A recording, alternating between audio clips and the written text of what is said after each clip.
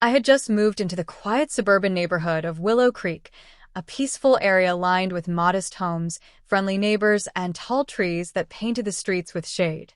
After years of living in the bustling heart of Chicago, the stillness of this place felt like a breath of fresh air. I'd rented a small two-bedroom house with a garden out back and a front porch that faced the street. My name is Rachel Monroe. I'm 34, recently divorced, and trying to piece together a new chapter in my life. Starting over wasn't easy, but Willow Creek seemed like the perfect place to do it.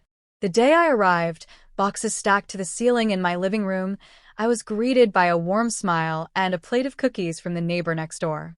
His name was Marcus Bennett. He looked to be in his early 40s, tall and broad-shouldered with a quiet confidence and friendly demeanor. He introduced himself with a firm handshake and welcomed me to the neighborhood. "Anything you need, Rachel, I'm right next door," he said, nodding toward the cozy brick house just 10 feet from mine.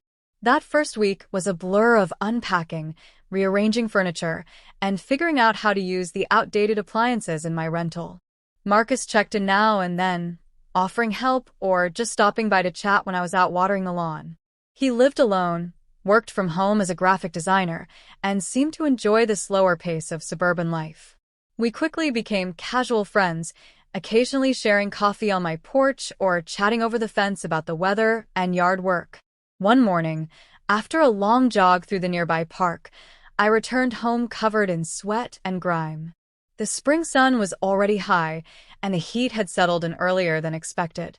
I tossed my keys on the kitchen counter, kicked off my shoes, and made a beeline for the bathroom. I started the shower, stripped off my clothes, and stepped into the warm stream of water, letting it wash away the sweat and fatigue from my run. My bathroom had one small window. It faced the side of Marcus's house. I noticed it when I moved in, but the glass was frosted, and I didn't think much of it. There was a curtain, but I'd forgotten to pull it that morning. Honestly, the idea that someone might be on the other side of that window hadn't even crossed my mind. I shampooed my hair slowly, lost in thought. I was thinking about work, the things I still needed to unpack, and the loneliness that crept in during quiet moments like this. Suddenly, a shadow passed by the window. Not distinct, just a blur of movement. I paused. For a second, I thought maybe it was a bird or a tree branch swaying. But then it happened again, a slower movement, followed by what looked like the top of someone's head. My breath caught in my throat.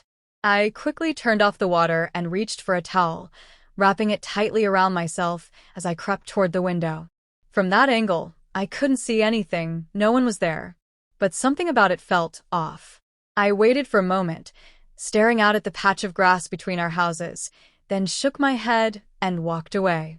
Maybe I was being paranoid. Later that day, I stepped outside with a trash bag and spotted Marcus watering his flower bed. He looked up and gave me his usual friendly smile, but something about the way he glanced at me felt different. It was quick, barely noticeable, but I caught it.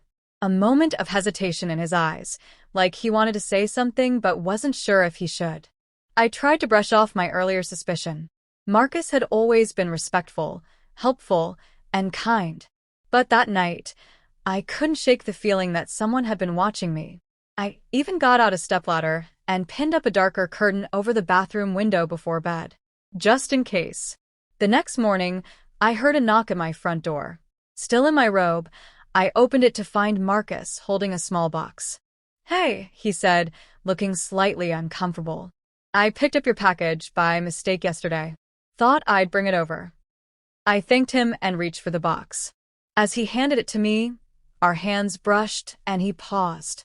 "Listen," he said, shifting his weight. "This is awkward, but I wanted to apologize if I made you uncomfortable yesterday." I felt my heart skip. Uncomfortable. "I was trimming the hedge near your bathroom window," he said quickly. "I saw the curtain was open. I didn't mean to, but I think I may have startled you. I just wanted to clear the air." For a moment, I didn't know how to respond. I appreciated his honesty, and the fact that he brought it up at all made it clear he hadn't intended anything inappropriate. Still, I could feel a blush rising in my cheeks. "I did notice something," I admitted. "But thank you for saying something. I appreciate it." We stood there in silence for a second, both of us unsure of what to say next. Finally, he nodded. "I'll be more careful where I work in a yard," he said. "Have a good day, Rachel." "You too, Marcus." After that conversation, things between us settled back into a comfortable rhythm. We continued chatting over coffee and helping each other with little tasks. He fixed my leaky kitchen faucet one afternoon, and I helped him pick out a birthday gift for his sister. The air of awkwardness faded, replaced by something softer and more familiar. Over the next few weeks, our friendship deepened. We started sharing more personal stories. I told him about my divorce and the difficult decision to leave the city behind, and he told me about his mother's passing a few years ago and how that had brought him back to Willow Creek. There was a gentle kindness in Marcus that I had come to admire, a quiet strength that made me feel safe in his presence. One evening, I invited him over for dinner. I'd made baked salmon and roasted vegetables, and we shared a bottle of wine while sitting on my back porch under the fading light. The conversation flowed effortlessly, and laughter filled the gaps between sips of wine. At one point, I caught him looking at me with a warmth I hadn't seen before. "I'm glad you moved here," he said softly. "It's been nice having someone to talk to again." I smiled. "Me too. I wasn't sure I'd find it here." As the night wore on, I realized how much I enjoyed being around him, not just as a neighbor, but as someone who genuinely made me feel seen. The strange incident with the bathroom window had faded into a distant memory, replaced by something more meaningful and sincere. One Saturday afternoon, I came home from the grocery store to find Marcus struggling to carry a heavy box up his porch steps.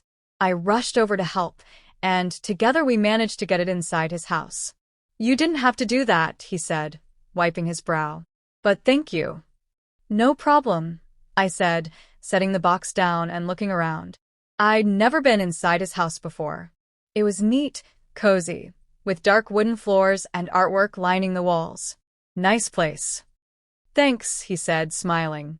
"Want some iced tea?" We sat in his kitchen, sipping cold drinks and listening to the radio playing softly in the background. He leaned back in his chair and looked at me thoughtfully. "Can I ask you something personal?" he said. Sure.